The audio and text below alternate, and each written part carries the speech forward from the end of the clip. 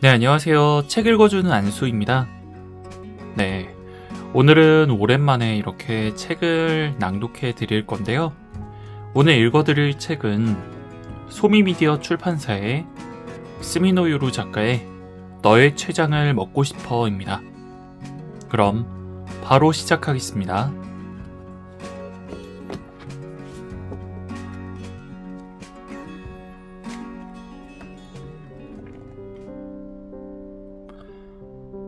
내 클래스메이트였던 야마우치 사쿠라의 장례식은 생전에 그녀와 전혀 닮은 구석이 없는 꾸무럭한 날씨에 거행되었다.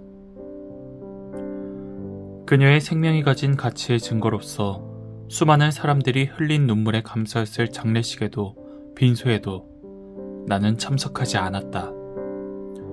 나는 그냥 집에 있었다.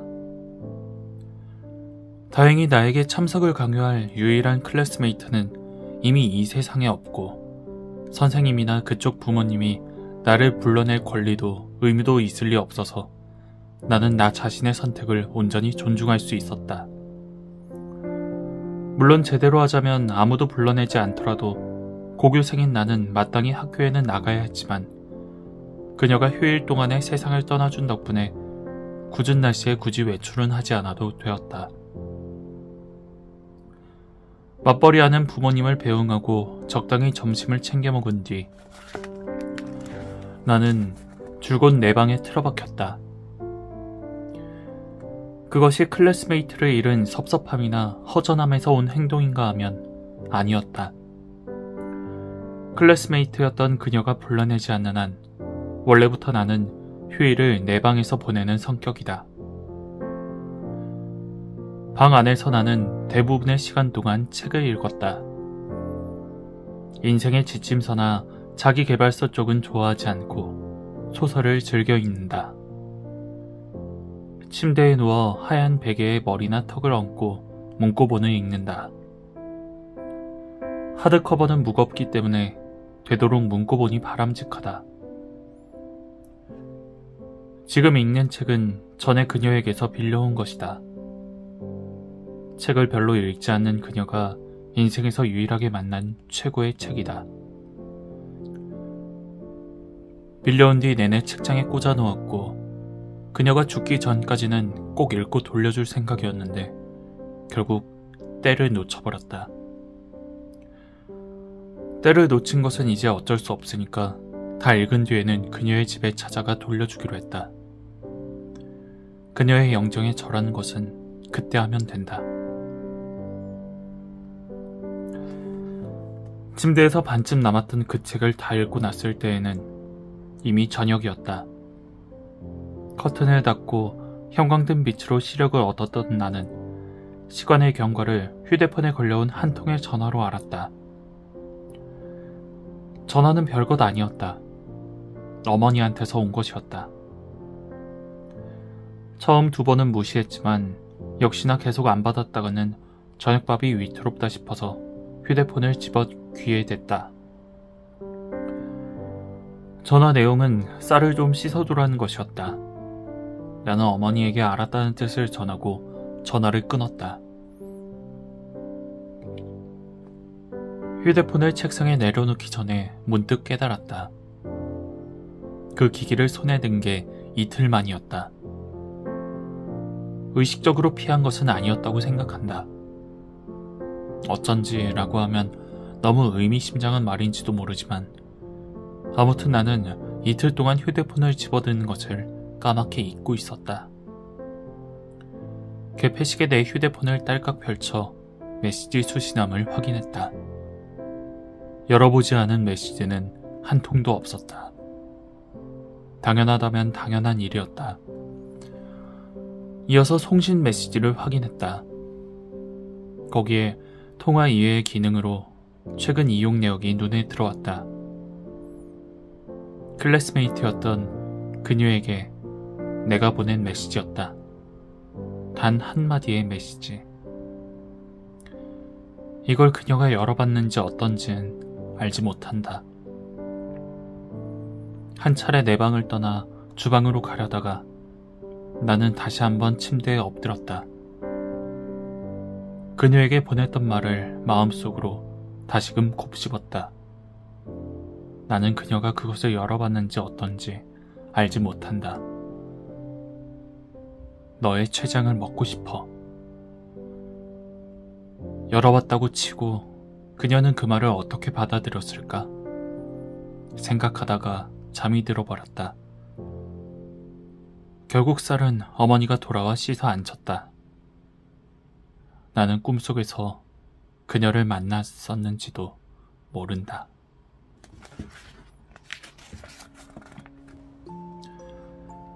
너의 췌장을 먹고 싶어. 학교 도서실 서구에서였다. 먼지가 부옇게 떠도는 공간에서 책장에 꽂힌 책들의 순번이 올바른지 아닌지 확인한다 라는 도서위원으로서의 임무를 한창 충실히 수행하는 참에 야마우치 사쿠라가 나에게 이상한 고백을 했다.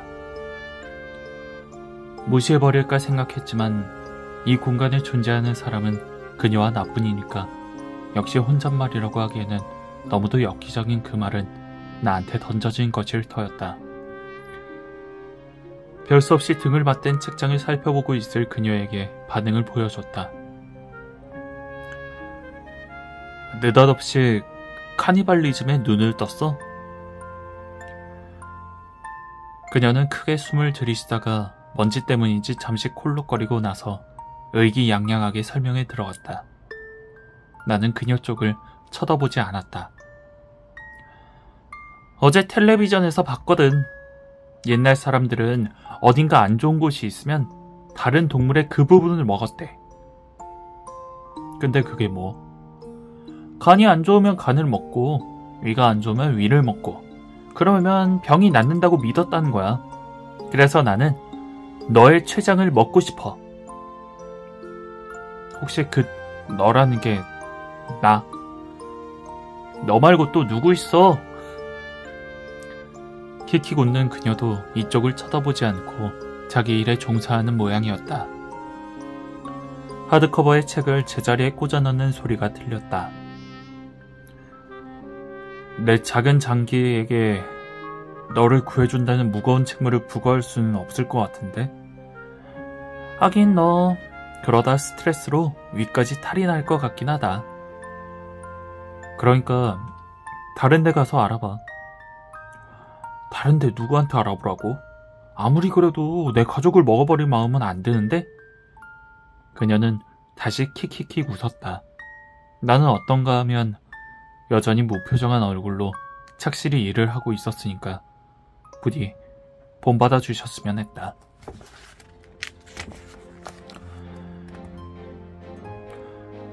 그래서 결국 비밀을 알고 있는 클래스메이트에게 의지하는 수밖에 없어. 너의 그 췌장 조달 계획 속에는 나 역시 췌장을 꼭 필요로 한다는 가능성은 없어? 어차피 췌장의 역할도 잘 모를 것 같은데? 알아, 나도. 알고 있다.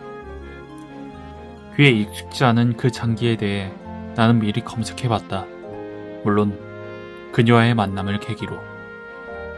건너편에서 그녀가 흐뭇한 듯 나를 돌아보는 것이 숨결과 발소리로 느껴졌다. 나는 책장 쪽을 향한 채 힐끗 한순간만 그녀를 쳐다보았다.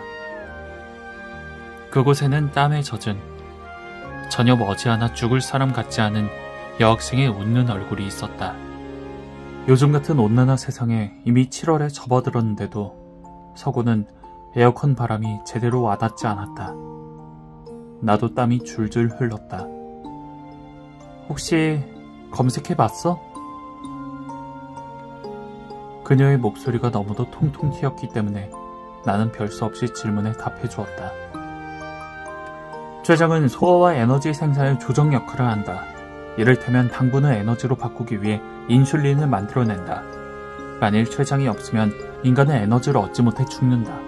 그래서 너한테 내 췌장을 대접해드릴 수는 없겠다. 미안해.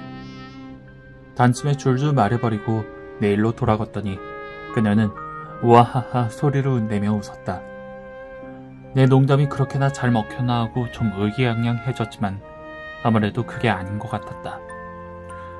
뭐야, 비밀을 알고 있는 클래스메이트도 나한테 관심 있잖아? 중병에 걸린 클래스메이트라면 관심이 없을 수 없지. 그런 거 말고 나라는 사람에게는? 글쎄라니 뭐야 그게.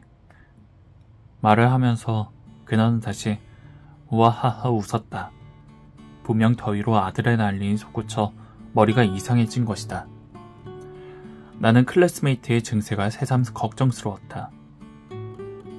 말없이 작업을 계속하는데 도서실 선생님이 우리를 데리러 왔다. 아무래도 도서실 폐관 시간이 지난 모양이었다. 우리는 확인이 끝난 곳까지 표시 삼아 책 한 권을 조금 앞으로 빼놓고 잊어버린 것은 없는지 둘러본 다음에 서구를 나섰다. 후덥지근한 곳에서 나오자 도서실 안의 에어컨 찬바람이 땀에 젖은 살갗을 덮쳐 부르르 몸이 떨렸다. 시원해. 그녀는 좋아라 하면서 빙글빙글 돌아 도서실 접수 카운터 너머로 들어가더니 자신의 가방에서 손수건을 꺼내 얼굴을 닦았다. 나도 느릿느릿 그 뒤를 따라 카운터 안으로 들어가 땀에 젖은 내 몸을 처리했다. 수고했어. 문은 닫았으니까 천천히 하고 나와라. 거기 차하고 과자. 와, 고맙습니다. 고맙습니다. 선생님이 챙겨준 시원한 보리차를 한 모금 마시고 도서실 안을 둘러보았다. 분명 학생은 한 명도 없었다.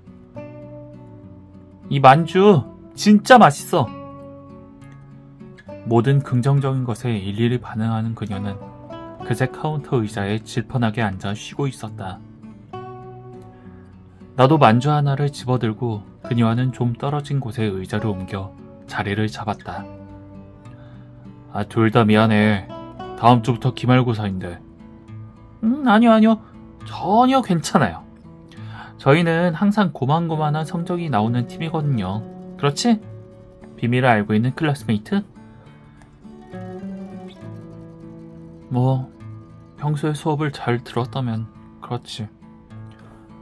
적당히 대꾸해주고 만주를 베어 물었다. 맛있다. 둘 다 대학은 이미 정했니? 야마우치 사쿠라는 어때? 저는 아직 아무 생각이 없어요. 아직이라고 할까? 이미라고 할까? 거기 점잖은 남학생은? 저도 아직입니다. 그러면 안 되지. 비밀을 알고 있는 클래스메이트는 진지하게 진로를 고민해봐야 하잖아. 두 개째 만주에 손을 내밀며 그녀가 오지랖 넓은 소리를 했다. 무시해버리고 나는 보리차를 한 입 마셨다. 슈퍼에서 파는 보리차, 그 익숙한 맛이 맛있었다. 둘 다 똑같이 장래에 대해 진지하게 고민해야 돼. 멍하고 있다가 눈 깜짝할 사이에 선생님하고 똑같은 나이가 되는 수가 있어. 그럴 리는 없어요. 그녀와 선생님은 즐거운 듯 서로 웃어가며 얘기했지만 나는 웃지 않고 만주를 한 입 먹고 보리차를 마셨다. 그녀가 말한 대로 그럴 리는 없었다. 그녀가 40대의 선생님과 똑같은 나이까지 이 세상에 남아있을 일은 없다. 그건 이 자리에서는 나와 그녀만 알고 있는 사실이었고, 그래서 그녀는 내게 눈짓을 보내며 웃었다. 마치 외국 영화에 등장하는 배우가 조크를 던질 때 윙크하는 것처럼. 미리 말해두겠는데 내가 웃지 않은 것은 그녀의 농담이 예의에 어긋났다고 생각했기 때문이 아니다. 어때? 내가 꽤 센스 있는 농담을 했지? 라는 듯한 그녀의 의기양양한 표정이 신경질 났기 때문이다. 내가 뚱하고 있었더니 그녀는 약이 오른 듯 쓱 올려보는 시선을 내게 던졌다. 나는 그걸 보고서야 겨우 신용만으로 입끝을 슬쩍 올렸다. 폐관 후에 도서실에서 30분쯤 머물다가 우리는 집에 가기로 했다. 신발장에 나갔더니 저녁 6시가 넘었는데도 여전히 쨍쨍한 햇볕 아래 열심히 뛰고 있는 운동부 팀원들의 구호 소리가 들려왔다. 서고 너무 더웠어. 내일도 도서부 일 해야 돼? 하긴 하루만 더 나오면 방학이지만. 듣고 있어? 듣고 있어. 실내화를 운동화로 갈아 신고 신발장에 줄줄이 이어진 출입구를 나섰다. 교무는 출입구를 끼고 운동장과는 반대편에 있었기 때문에 야구부와 럭비부의 구호 소리가 조금씩 멀어져 갔다. 그녀는 콕콕 신발 앞부리를 울리고 일부러 빠른 걸음으로 다가와 내 옆에 나란히 섰다. 남의 말을 귀담아 들어야 한다는 거 못 배웠어? 배웠어. 그래서 잘 듣고 있어. 그럼 내가 방금 무슨 말을 했는데? 만주 얘기? 거봐 안 들었지? 거짓말하면 못 써. 마치 유치원 선생님처럼 그녀는 나를 꾸짖었다. 남자로서는 작은 키와 여자로서는 큰 그녀의 키는 거의 비슷했다. 약간 낮은 눈높이에서 꾸지람이 날아왔다는 것이 오히려 신선했다. 아, 미안. 잠시 딴 생각을 좀 하느라. 뭐, 딴 생각? 그녀는 찡그렸던 얼굴을 거짓말처럼 환하게 풀고 흥미진진한 기색으로 내 쪽을 들여다보았다. 나는 그녀와 슬쩍 거리를 두며 조심스럽게 고개를 끄덕였다. 계속 생각했어. 나로선 진지하게. 어머, 웬일이래? 너에 대한 생각. 나는 멈춰서지 않고 그녀 쪽을 쳐다보지도 않았다. 지극히 평범한 대화가 되도록, 극적인 분위기 같은 것은 형성되지 않도록 각별히 주의했다. 너무 심각하게 받아들이면 귀찮아질 것 같았기 때문이다. 그런 나의 획책을 모조리 뛰어넘어 그녀는 예상대로 귀찮기 짝이 없는 리액션을 취했다. 나에 대한 생각? 뭐야 사랑 고백? 나 긴장돼. 아니라니까. 야, 너 진짜 말해봐. 얼마 남지 않은 목숨을 도서실 정리 같은 것에 써도 괜찮아? 그야말로 아무렇지도 않은 척하며 던진 내 질문에 그녀는 고개를 갸우뚱했다. 당연히 괜찮지. 괜찮지 않은 것 같은데? 그래? 그럼 그 밖에 뭘 해야 되는데? 그야 첫사랑을 만난다든가 외국에 나가 히치하이킹으로 마지막 죽을 자를 정한다든가 아무튼 하고 싶을 게 있을 거 아니야. 그녀는 이번에는 반대 방향으로 고개를 갸우뚱했다. 글쎄, 무슨 말을 하려는지 모르는 건 아니지만 이를테면 비밀을 알고 있는 클래스메이트도 죽기 전에 꼭 하고 싶은 일이 있어? 없지는 않다라고 할까? 근데 지금 그거 안 하고 있잖아. 너나 나나 어쩌면 내일 죽을지도 모르는데 말이야. 그런 의미에서는 너나 나나 다를 거 없어. 틀림없이. 하루의 가치는 전부 똑같은 거라서 무엇을 했느냐의 차이 같은 걸로 나의 오늘의 가치는 바뀌지 않아. 나는 오늘 즐거웠어. 그런가? 분명 그럴지도 모른다. 그녀의 단언에서 나는 어쩐지 약은 올랐지만 자칫 납득할 뻔했다. 가까운 장래에 그녀가 죽는 것처럼 나 역시 언젠가는 틀림없이 죽는다. 그건 언제 올지는 모르지만 확실한 미래다. 어쩌면 그녀가 죽기 전에 내가 죽는 일이 있을지도 모른다. 역시나 죽음을 자각하는 사람이 하는 말에는 나름대로 깊이가 있었다. 옆에서 나란히 걸어가는 그녀에 대한 평가가 내 마음속에서 약간 올라갔다. 물론 그녀가 내리는 나에 대한 평가 같은 건 아무러나 상관없었다. 그녀는 자신을 좋아하는 인간이 너무 많아서 나 따위에 신경 쓸 시간 따위는 없는 사람이다.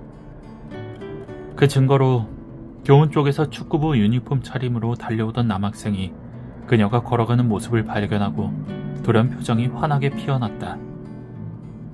달려오는 그를 그녀도 알아봤는지 가볍게 팔을 쳐들었다. 열심히 해. 수고가 많다, 사쿠라. 마주 지나친 축구부 남학생은 상쾌한 웃음을 던지고 씩씩하게 달려갔다. 분명 그는 나와도 클래스메이트였지만 나한테는 눈길도 주지 않았다. 저 녀석 비밀을 알고 있는 클래스메이트를 싹 무시하네. 내일 만나서 따끔하게 혼내줘야겠어. 됐어. 아니 관도, 나 아무렇지 않으니까. 정말 아무렇지도 않았다. 나와 그녀는 정확히 정반대쪽 부류의 인간이고 그 결과 다른 클래스메이트의 취급이 나와 그녀 사이에 전혀 다르게 나온다고 해도 어쩔 수 없는 일이다. 네가 그러니까 친구가 안 생기는 거야. 사실이긴 한데 전혀 쓸데없는 오지랖이다. 에휴, 애가 이렇다니까. 말하는 사이에 우리는 교문에 도착했다. 우리 집과 그녀의 집은 학교를 끼고 반대편이었기 때문에 그녀와 나는 여기서 헤어져야 한다. 참으로 유감스럽지만. 자, 그럼 조금 전 그 얘기 말인데, 망설임 없이 등을 돌리는 나를 그녀의 말이 멈춰서였다. 그녀는 뭔가 장난칠 게 생각난 듯이 신이 난 표정이었다. 나는 결코 신이 난 얼굴은 하지 않았다고 생각한다. 굳이 원하신다면 비밀을 알고 있는 클래스메이트에게 나의 얼마 남지 않은 인생을 도와줄 기회를 부여해줄까 하는데, 그건 무슨 뜻이지? 이번 일요일에 시간이 있어? 미안, 예쁜 여자친구와 데이트 약속이 있어. 그냥 두면 걔가 금세 히스테릭해져서 힘들거든. 거짓말이시죠? 거짓말이면? 그럼 일요일 오전 11시에 역 앞에서 만나자. 내 공병문고에도 꼭 기록해줄게. 그렇게 딱 잘라 말하고 내 승낙 따위 애초에 필요도 없다는 식으로 그녀는 손을 흔들며 나의 귀로하는 반대쪽으로 걸어갔다. 그녀의 모습 너머로 여름 하늘은 아직 오렌지색과 핑크색, 연한 군청색이 한데 어우러진 빛깔로 우리를 비추고 있었다. 손은 마주 흔들어주지 않고 나도 이번에야말로 그녀에게 등을 돌리고 집으로 향했다. 이제 요란한 웃음소리는 들리지 않고 하늘의 군청색이 차지한 비율은 조금씩 늘어가고 나는 항상 다니던 길을 걸어갔다. 아마도 내가 바라보는 평소의 귀갓길과 그녀가 바라보는 평소의 귀갓길은 그 한 걸음 한 걸음을 느끼는 방식이 전혀 다를 것이다 라고 생각했다. 나는 졸업할 때까지 틀림없이 이 길을 계속 걷게 될까? 그녀는 앞으로 몇 번이나 똑같은 길을 걸을 수 있을까? 하지만 그렇다. 그녀가 말한 대로 나 역시 앞으로 몇 번이나 이 길을 걸을 수 있을지는 알지 못한다. 그녀가 바라보는 길거리의 색깔과 내가 보는 길거리의 색깔은 원래대로라면 서로 달라서는 안 되는 것이었다. 목덜미를 쓰다듬으며 내가 살아있는지를 확인했다. 심장의 박동에 맞춰 발을 내딛다 보니 덧없는 목숨을 억지로 흔들고 있는 듯한 느낌이 들어 속이 울렁거렸다. 저녁바람이 불어 아직 살아있는 내 마음을 달래주었다. 아주 조금. 일요일에 나갈지 말지 긍정적으로 검토해보자는 생각이 들었다. 그건 지난 4월의 일이었다. 늦은 벚꽃이 아직 피어 있었다. 의학은 내가 알지 못하는 사이에 크게 발전했다. 그건 나도 자세한 내용은 전혀 알지 못하고 알아볼 마음도 없다.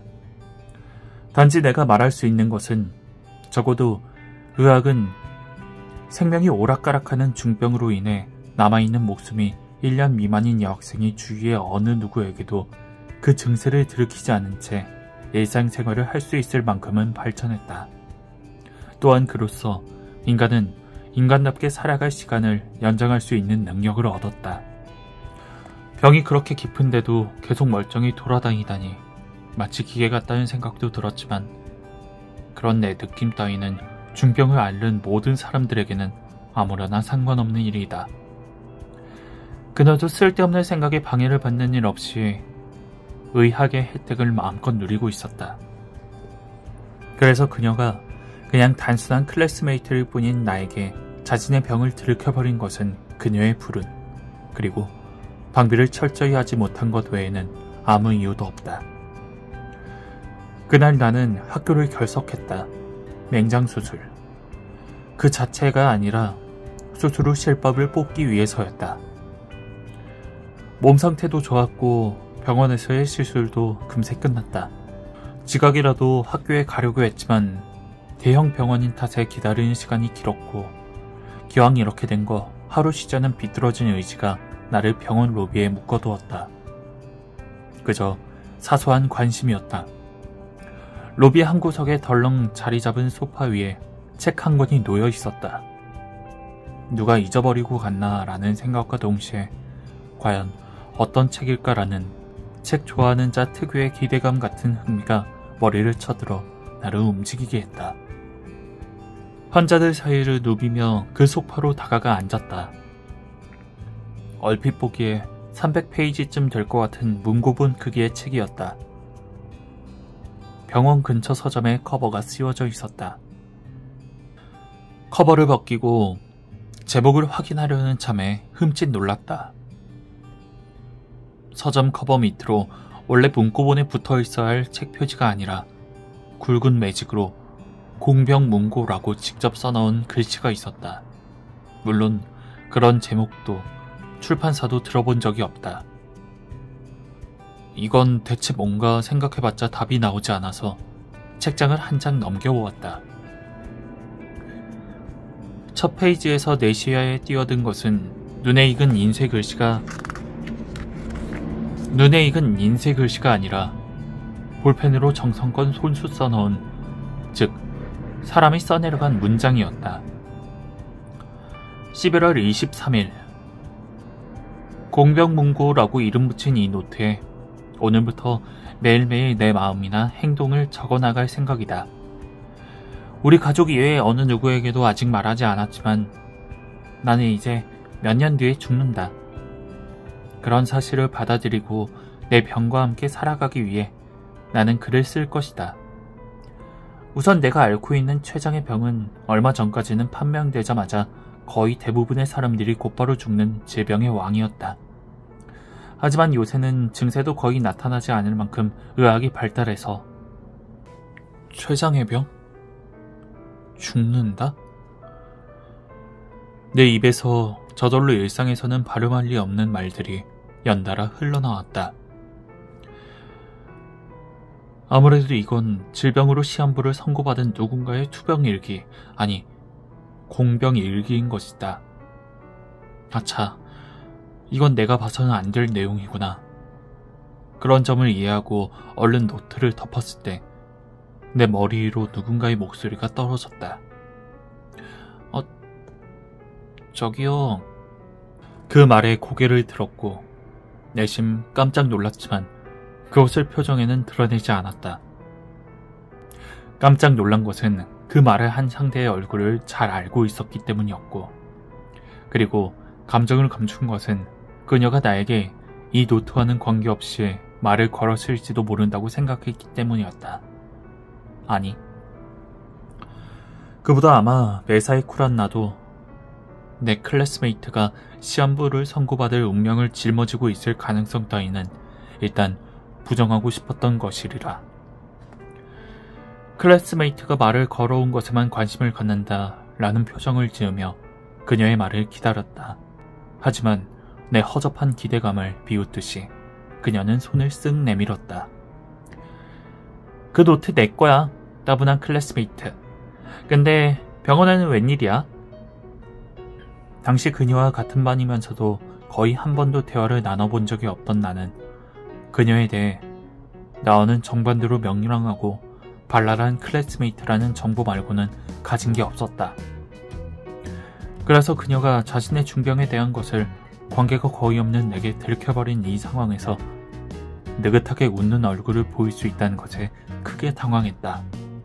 그래도 나는 가능한 한 모르는 척하기로 결심했다. 나에게도 그리고 그녀에게도 최선의 선택이라고 생각했다. 얼마 전에 맹장 수술을 받았어. 그 사후 치료. 아, 그렇구나. 난 췌장 검사 받으러. 치료 안 받으면 당장 죽으니까. 이게 무슨 소리인가? 그녀는 순식간에 나의 배려와 염려를 산산조각 냈다. 미처 진위를 파악하지 못한 채 그녀의 표정을 관찰하고 있었더니 그녀는 웃음이 더욱 짙어지면서 내 옆에 깊숙이 자리를 잡고 앉았다. 놀랐어? 그 공병문고 봤지? 아무렇지도 않게 마치 소설책이라도 추천하듯이 그녀는 말했다. 그래서 역시 장난친 거구나. 거짓 믿기에 걸려든 게 어쩌다 얼굴 정도만 아는 나였구나 라는 생각까지 들었다. 사실은 저거 봐. 장난이라는 사실을 털어놓으려고 하잖아. 내가 더 깜짝 놀랐어. 노트 잃어버린 줄 알고 허둥지둥 찾으러 왔더니 하필 따분한 클래스메이트가 들고 있지 뭐야. 어떻게 된 거야 이거? 어떻게 되긴. 내 공병문고야. 읽어봤으니까 알잖아. 췌장병을 선고받고 일기처럼 쓰고 있다는 거. 농담이지?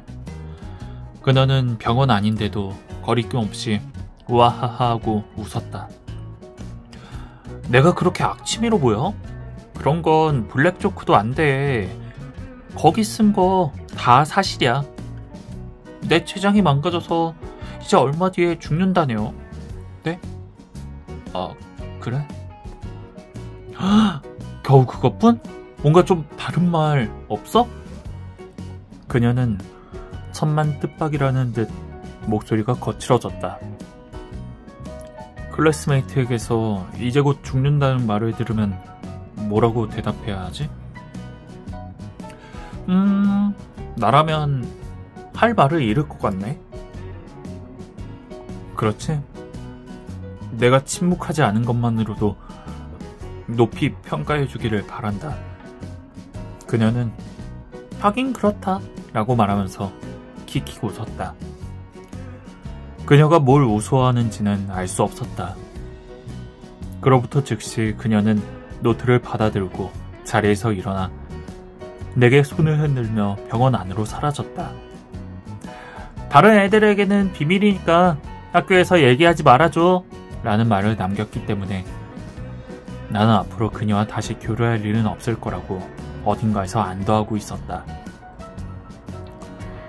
하지만 그녀는 다음날 아침 복도에서 마주친 내게 말을 건네왔다.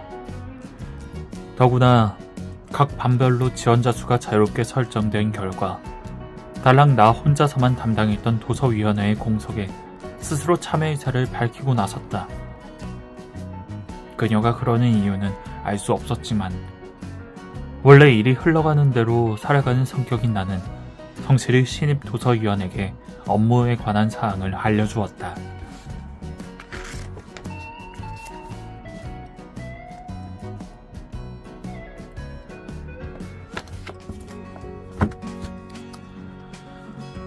네, 이렇게 오늘은 너의 췌장을 먹고 싶어 소설을 읽어봤습니다. 네, 어떻게 잘 들으셨나요? 몇 년 전 영화 극장에서 굉장히 특이한 제목의 영화를 봤습니다. 그게 이 소설을 토대로 만든 영화였어요. 그때 저는 굉장히 감동을 받았고 원작 스토리가 궁금해서 소설까지 읽게 되었습니다. 네, 소설과 영화 두 개의 결말이 다른데요. 저는 영화의 결말이 조금 더 현실성 있고 조금 더 마음에 들었습니다. 그렇다고 소설의 결말이 별로다라는 건 아니에요. 두 개의 결말이 다 좋은데 저는 영화의 결말이 더 좋았습니다. 여러분들도 한번 소설을 읽어보시고 아니면 영화를 한번 봐보시고 둘 중에 어느 게 좋은지 한번 생각을 해보시면 좋을 것 같아요. 네, 이상으로 오늘은 이상 마치겠습니다. 오늘 영상이 좋으셨다면 좋아요와 구독 눌러주세요. 편안한 밤 되시고요. 다음에 뵙겠습니다. 감사합니다.